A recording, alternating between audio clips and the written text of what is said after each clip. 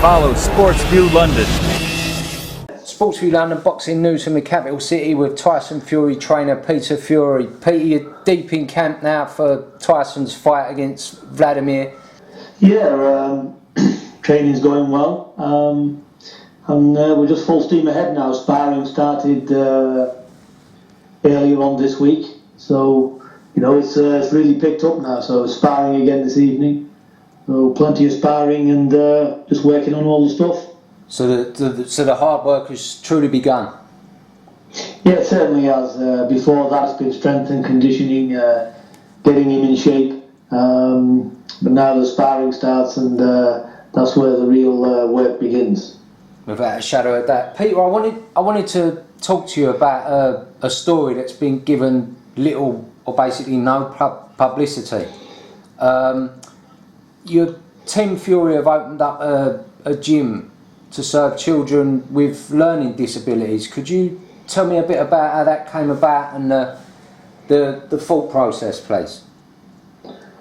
I think you're referring to Asgar's gym, Right. Derby. Right. Now Asgar, he keeps passing a lot of credit over, but he's a good person, and he does a lot for his community. And we've supported Asgi and brought him into boxing when probably many doors were shut. So I think he's forever grateful, and he attributes a lot of it down to me. But in actual fact, he's a good person, and back I think about 3 years ago, when we decided to let him come on board, and because that's the type of person he is. He's a good person, so he's putting things back into the community. He's doing well for the young children.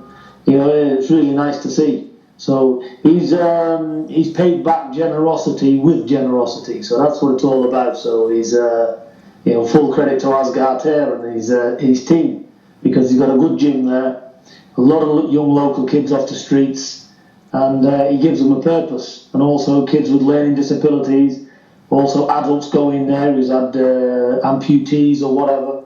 He's open to everybody. So maximum credit to him, and it's very nice. It's a very nice sense of achievement for me as well, to see that I saw goodness in him, and he has prevailed. Peter, is this something, if you don't mind me asking, is this something you've supported financially? Team Fury supported this venture financially? No, it isn't. I have not supported it financially. We've just given our support. Yeah. Wherever it's needed, we've gone up to the gym. But Asgar has done everything himself. So it's all down to him. It's his gym. Everything is his. The only thing we've done is give him support.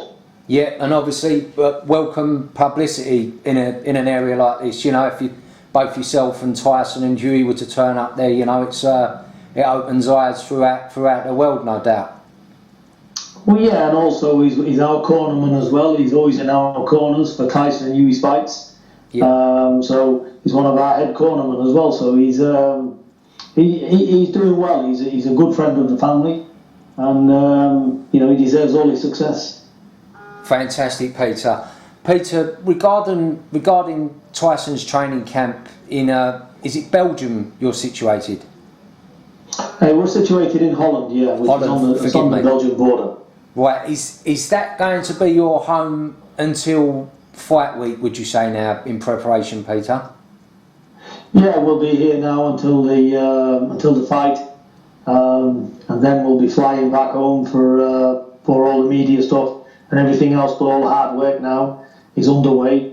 I think I've got for this camp around 10 sparring partners, all big guys. We've got Robert Alenius. I've got another guy fighting for the EU title here. There's I can tell you Eric Molina's coming over. We've got a few Olympians as well that's coming over. Got a lot of very good sparring here, and obviously we've got the Glory World Champion Rico Verhoeven. So we've got plenty of different styles, plenty of good hard sparring, tough guys coming forward. So it's full on. Peter, was it your decision to get? I know you train at Barry's gym out there and that, but was it your decision to get into the sparring, the kickboxer element of that? You know, so that when you do face someone like Vladimir, who is, you know, forgive me the pun, but he's set in his ways and he fights one way, that kickboxers, there are a lot more movement and come at you in different ways. Was that the thought process behind that? I think it's about it being innovative. You know, you look back over the 4 years, you know, I think we're one of the first ones that started the training videos behind the scenes. You know, there's a lot of new things that that we've added to training, and, you know, a lot of people now follow suit.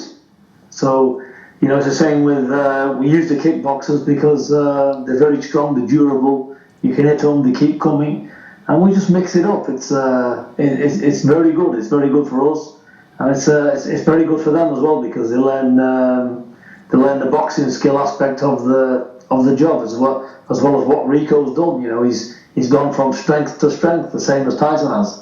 So it's been a very good partnership all round.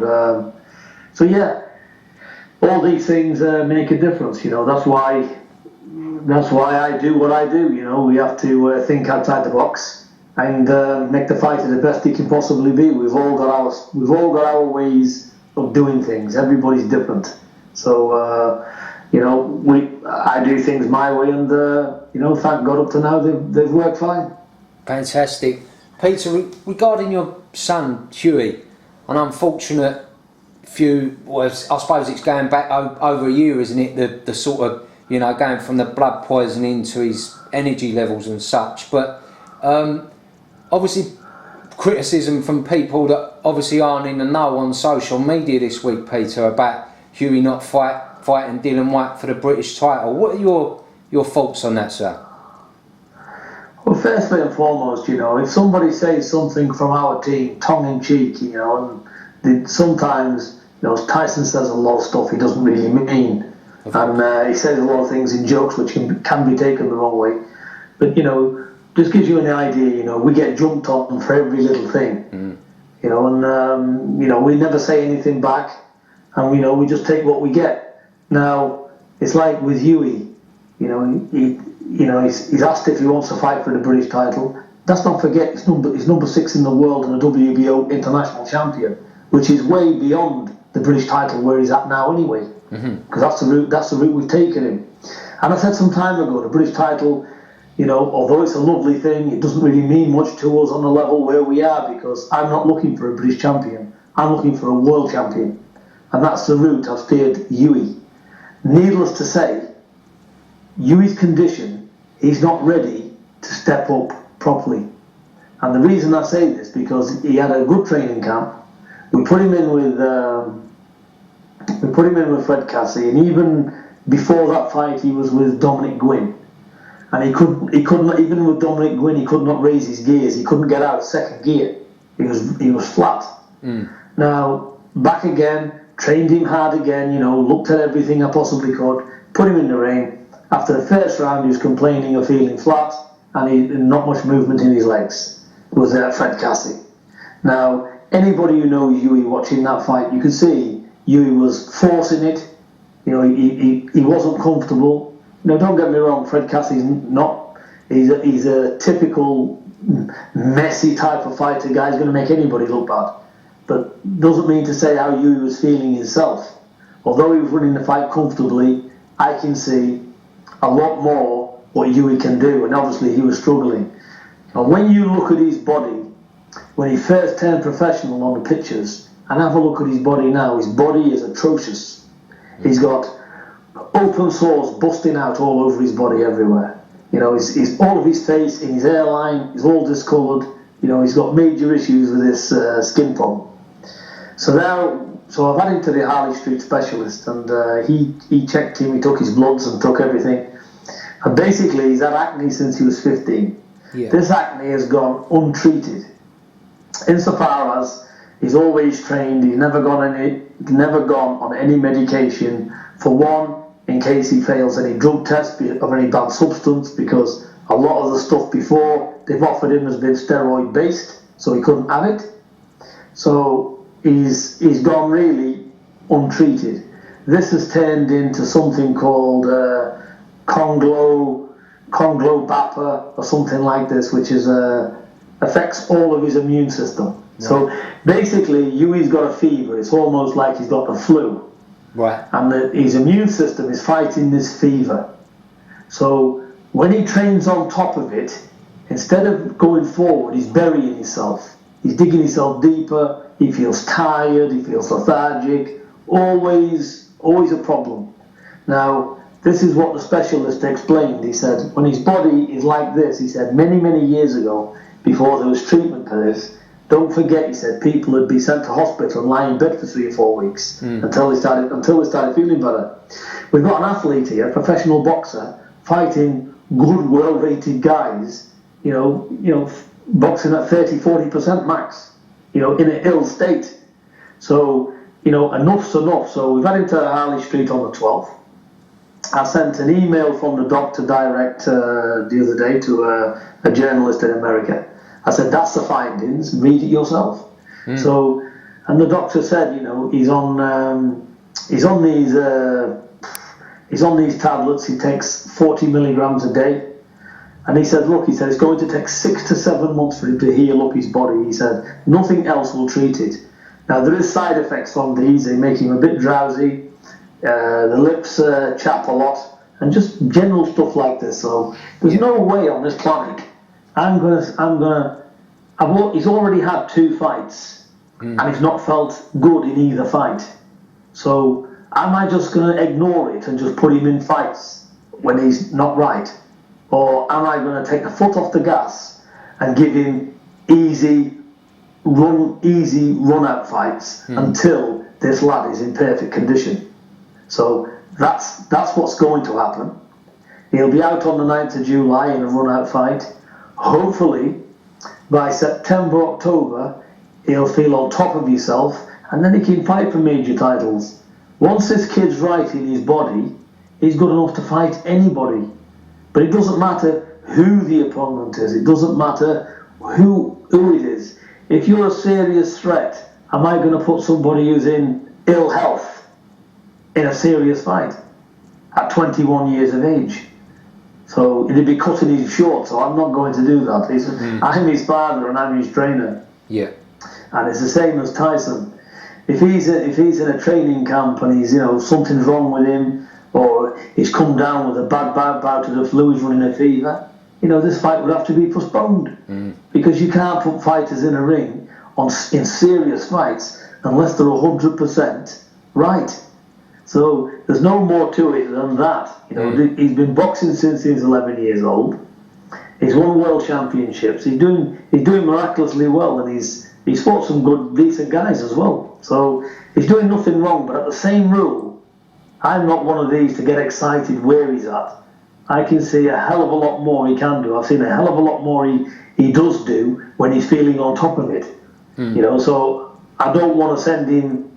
I'm not going to put him in serious fights until he's 100%. Peter, does it?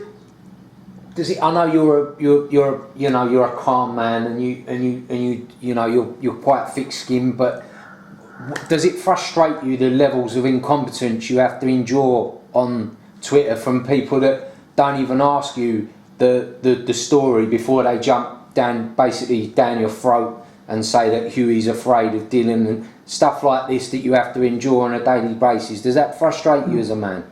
It's absolute crazy, and people who know me all my life, and I'm nowhere near as good as Tyson or my son ever was, and I'm his dad. Nobody on this planet can ever look up and say, we walked up to Peter Fury and asked him if he wanted to fight and he backed down, because we don't do that.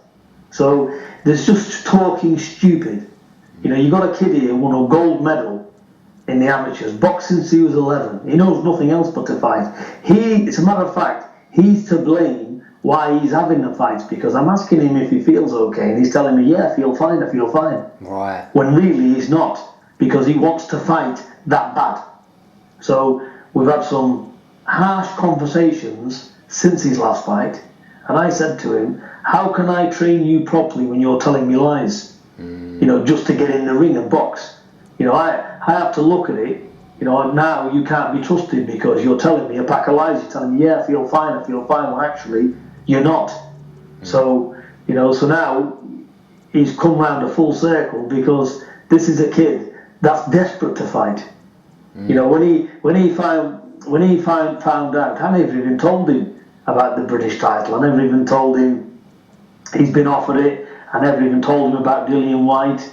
I just refused it. He's got no idea. He had no idea about it. Because you mention it to Hughie, all of a sudden he starts getting emotional and tears come to his eyes because he thinks, oh, when am I going to be fighting next? So that's his only concern, when he can box again. So when people start talking all this rubbish, I think they know different. But it's just a slant, isn't it? It's just a verbal attack on the family, which they do. So I feel sorry for them because I can see in their messages and tweets there's pure hatred there, and you know, it's not given back because I don't know what the problem is. But the only way you can solve all this is by guiding them correctly, getting them to full health, and keeping them winning. You know, we've never had so much stick over the years. Look at Tyson. You know, Tyson, every fight he had, he was going to get knocked out. He's chinny, he's this, he's that. And guess what? He goes to Germany and, you know, wins a unanimous decision over a linear champion. So it doesn't really matter too much to me what people say, but it is disappointing because we give a lot to the fans. Yeah. We give a lot of public information out, you know, and this is how to repay us, you know, and the slants we get, you know, gypsies, this and that, and then Tyson makes a tongue-in-cheek comment and a laugh, which really, you know, he didn't really mean what he said there. Of course. About certain things. Yeah. He just rolled on and ended up saying a few things that he shouldn't. And, you know, look at the stick he got about being racist, you're this, you're that. Where's all the stick about being you gypsy this, pikey this, you're no good, rubbish in a caravan. You can't even use the toilet, go in a field and do it. You're rubbish and all this job, you know. We don't kick up and say, what's anybody doing about this as an outcry. You know, nothing said about it. You know, so I just see a lot of it as all one-way traffic. But as soon as one false word comes out of anybody's mouth from this team, then all hell breaks loose. I spoke to your brother John, Peter, at the last press conference you had in London, the one where unfortunately Vladimir wasn't present, and it was telling me, he was very, very deep and almost tearful at times, and I assured him, I said, listen, I don't jump on the bandwagon and join the masses that want to attack people. I said, I've met Peter, I've met Tyson, I've met yourself, Fury, decent, honest people that do give media that treat them right access, you know, that others wouldn't. And John was saying to me, he just doesn't understand why his son went to Germany and done the impossible. If anyone else would have done that, they'd have been given the credit they deserve and left alone on media terms. But it just seems to have got worse for Team Fury since that achievement. Would that be fair to say, Peter? Yeah, you could say it possibly is. There's a lot of envious people out there. You know, they're brought up. I don't know how they're brought up, but you know, they're not brought up with good values and morals out there because you know it's just ridiculous the way people act. You know, they go on about how Tyson is. Tyson's outspoken. You know, Tyson's a lovely kid. He hasn't got a bad nature. You know, he doesn't. The things that come back at us, you know, is another thing altogether. But like I said, we've got a lot of good fans out there. You know, and there's a lot of decent people out in the world. But you know, there's always going to be like these types everywhere. You know, you can never please everybody, so it doesn't affect me, to be honest. But the only thing I will mention is any slight word at all, they're jumping all over it. But yet, when the stick that we get is unbelievable. You know, we take so much stick from everybody else and don't say anything. Yeah. Well, Peter, I'd like to thank you for your time and your honesty, sir, and I wish yourself, Tyson, you're the best in camp, and no doubt I'll see you at the press conference fight week. Yeah, we look forward to it, and Tyson is training well, and he will be looking to regain his deal, he'll be looking to defend, keep hold of his titles, which again, so many think he will not. But this is boxing, and away we go again.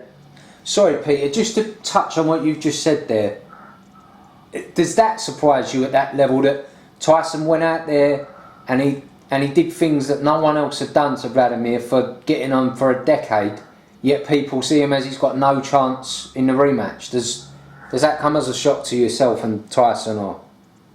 Look, when you've got somebody that's ignorant, naive, or not naive, because that's wrong to say, that's not ignorant, but when you've got somebody like ignorant and they speak the way they speak and the things they come out with, they've got no idea. Now, Tyson pushes his belly out.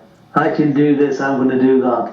You know, these idiots, I've got to say twits to be honest, they believe everything that comes out of his mouth. Tyson is a play artist. He jokes around. He's humorous. He's a very, very good character to be around. Yeah. He would liven up a dungeon.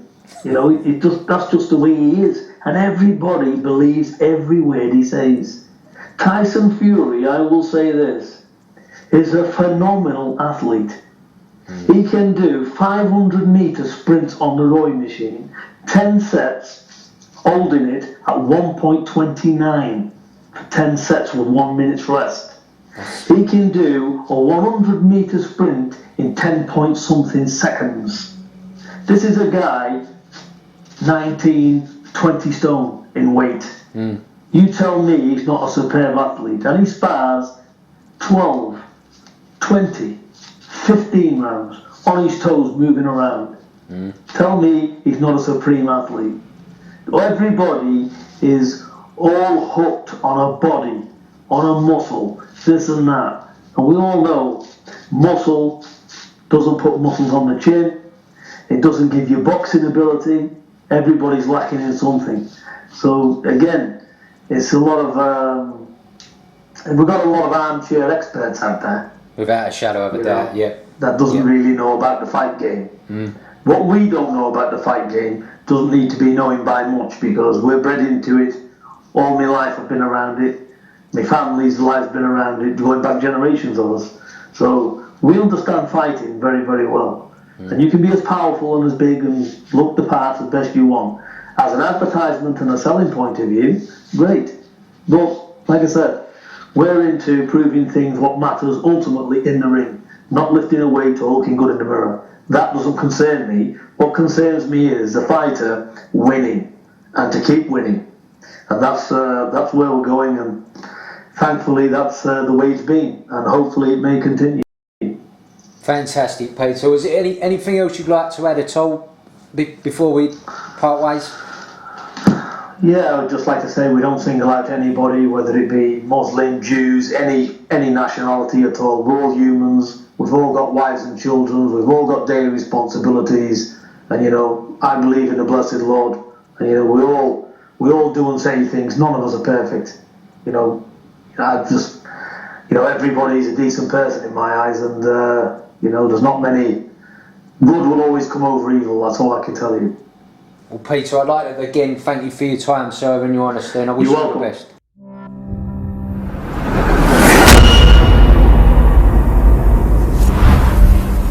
Follow Sports View London